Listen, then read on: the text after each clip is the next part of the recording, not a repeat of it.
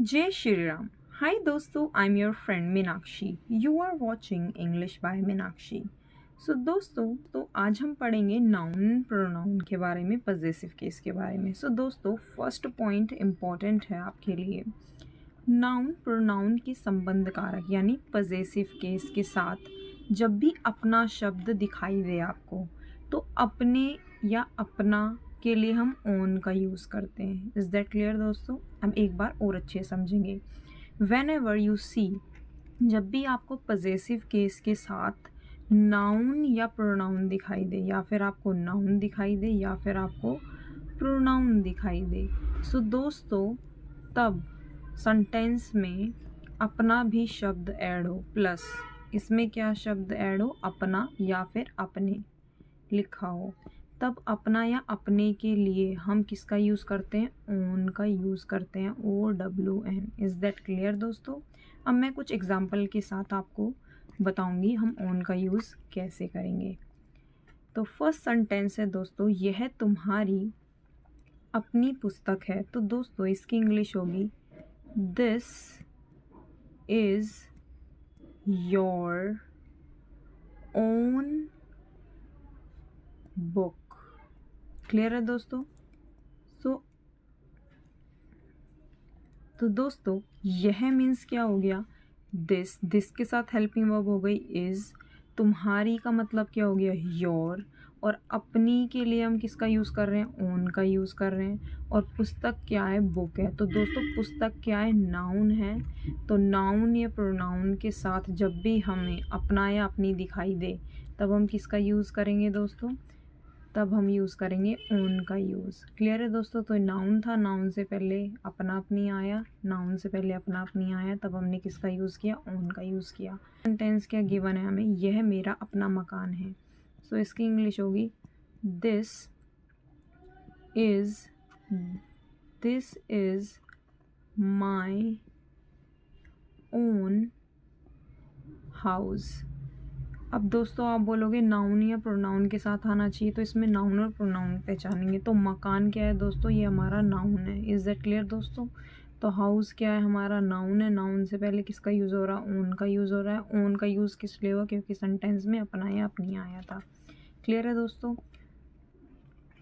Okay. सो दोस्तों third sentence हमें given है, मेरी अपनी पुस्तक बहुत अच्छी है। So my own is very good. Clear है दोस्तों? फोर्थ, सो दोस्तों द फोर्थ सेंटेंस इज, यह मेरा अपना कथन है। सो दोस्तों इसकी इंग्लिश क्या होगी? This is my own statement. Statement. Is that clear दोस्तों? Okay, now we will move on sixth sentence. वह उसकी अपनी इच्छा है। So that is his own will। Ramu उसका अपना दोस्त है। Ramu is his own friend। हम लोगों का अपना देश बहुत महान है। सो दोस्तों this sentence is for your homework. आप कमेंट सेक्शन में कमेंट करके बताएंगे, हम लोगों का अपना देश बहुत महान है। बहुत मीन्स होता है वेरी, महान मीन्स होता है ग्रेट। अपना के लिए हम यूज़ करेंगे ओन का। इज़ दैट क्लियर दोस्तों? अब आप ये सेंटेंस ईजिली बना सकते हैं। सो दोस्तों you should write in comment section. So next sentence is, ये उन लोगों की अपनी गाय है। सो ये means these are their own cows. Is that clear दोस्तों? यह तुम्हारा अपना गांव है। So this is your own house. Is that clear दोस्तों? So move on next. So दोस्तों now we will discuss about some important vocabularies. Spider means makdi, web means jala, field means khet, statement means kathan, wish, desire, will means ichha, mistake, fault means galti. So दोस्तों you have to learn all vocabularies. Homework में आपको सारी की सारी vocabularies learn करनी है. These are very very very important vocabulary. It is your English speaking base. So दोस्तों ये आपका इंग्लिश स्पीकिंग बेस को तैयार करेगा. जो भी vocabulary I am teaching you, I taught you, you have to remember all vocab. Is that clear दोस्तों? So now move on next. So दोस्तों आपका जनरली क्वेश्चन होता है how to speak fluent English. आपके हमेशा दिमाग में रहता है how to speak fluent English at home और एज फ्री. सो दोस्तों फॉर स्टार्टिंग, इसको स्टार्ट करने से पहले मैं आपको एक चीज़ बताना चाहूँगी. I have covered the use of is, am, are, was, were, article में I have taught you a, an and the. So और इन्हीं को ही हम आर्टिकल बोलते हैं. डेमोन्स्ट्रेटिव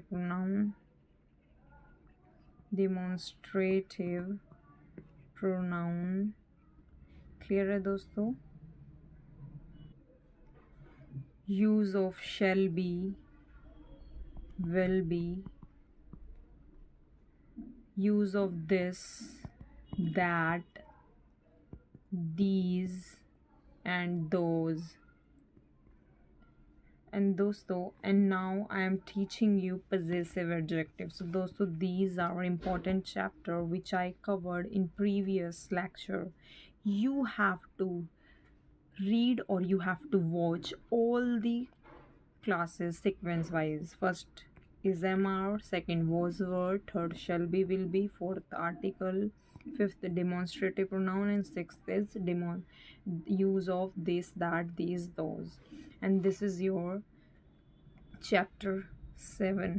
सो दोस्तों अगर आपको ये चैप्टर्स अच्छे से आपको पता है, आपकी बेसिक्स बिल्कुल ही ख़राब है, ज़ीरो है, या आप किसी अपने दोस्त को जानते हो जिसको इंग्लिश इम्प्रूव करनी है, सो दोस्तों आप उनको ये इसके बारे में एडवाइस कर सकते हो इन सारी वीडियोस के बारे में. इसके ऊपर पर्टिकुलर वीडियोस हैं, इसके ऊपर पर्टिकुलर प्लेलिस्ट बनाई हुई है, यू कैन वॉच. सो दोस्तों फर्स्ट क्वेश्चन आपके दिमाग में हमेशा रहता है how to speak fluent English. So दोस्तों फ्लुएंट इंग्लिश के लिए जितने भी चैप्टर मैंने आपको अभी बताए हैं, आपको क्या करना है, आपको फर्स्ट पहले तो आपको वोकैब यानी वर्ड मीनिंग को आपको क्या करना है दोस्तों, इम्प्रूव करना है. जितने मैंने चैप्टर पढ़ाए हैं उसमें मैंने बहुत अच्छे से आपको वोकैब दे रखा है दोस्तों. गो and check the playlist and all the classes sequence wise. And second is दोस्तों रीडिंग सेक्शन. दोस्तों comment section if I problem होती है तो मैं इसके ऊपर भी सून वीडियो बनाने वाली हूँ कैसे आपको रीडिंग करनी है. कोई भी आप एनसीईआरटी की आप बुक ले सकते हैं, कोई भी स्कूल की क्लास 6 से ले सकते हैं. अगर आप की इंग्लिश बिल्कुल ही खरा ज़ीरो है, एकदम नहीं पढ़ पाते हैं अच्छे से, तो आप क्लास 1 से भी स्टार्ट कर सकते हैं. एनसीईआरटी की बुक सबसे पहले आप इंग्लिश की बुक ले लीजिए, इंग्लिश की बुक से स्टार्ट करिए. सो दोस्तों reading is very very very important. For example दोस्तों ये आपका होम है और ये आपका रूम है. दोस्तों ये क्या है, आपका रूम है और इस रूम में रखी हैं 2 चेयर रखी हुई हैं. तो दोस्तों ये क्या है, ये आपकी चेयर. क्लियर है दोस्तों? ये आपका मिरर रखा हुआ है. तो ये क्या रखा हुआ है, मिरर यानी शीशा रखा हुआ है. और दोस्तों ये आपका बेड रखा हुआ है. क्लियर है दोस्तों? ये बेड है. और ऐसे ही यहाँ पर आपकी साइड में किचन है. क्लियर है दोस्तों?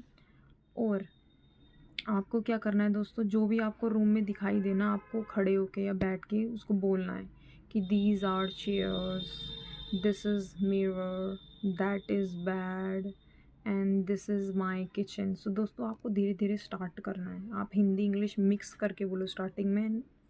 सून you will improve, soon you will improve so much. Is that clear दोस्तों? Okay this. एंड दोस्तों आपके माइंड में हमेशा एक क्वेश्चन और होता है दोस्तों, how can we improve written as well as spoken English, यानी हम अपनी रिटन इम्प्रूव कैसे कर सकते हैं। तो रिटन इंग्लिश कैसे इम्प्रूव करें हम अपनी, और हम अपनी स्पोकन इंग्लिश को कैसे इम्प्रूव करें, स्पोकन इंग्लिश को। सो दोस्तों ये दो क्वेश्चन हमारे माइंड में हमेशा रहते हैं। सो दोस्तों आपको घबराना बिल्कुल नहीं है, आपको घबराना नहीं है दोस्तों। आपको क्या करना है, आपको जो भी मैं पढ़ा रही हूँ ना वो रिटन बेस है और इंग्लिश स्पोकन बेस है, क्योंकि आपको मैं लिखना भी सिखा रही हूँ, सेंटेंस कैसे बनाते हैं ये सब भी मैं आपको सिखा रही हूँ, और साथ में स्पोकन इंग्लिश के लिए भी मैं आपको सिखा रही हूँ। क्लियर है दोस्तों? और मैं आपको बहुत सारे लेक्चर्स प्रोवाइड करूँगी, तो आप कर सकते हैं। सो दोस्तों मैं आपको एक बार और बताना चाहती हूँ कि हम कैसे इम्प्रूव करें रिटर्न के लिए। दोस्तों क्या करना है, जितनी भी I have taught you classes, use of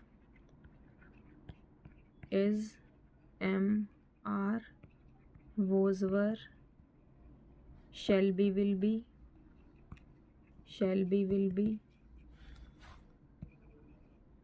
article, demonstrative pronoun,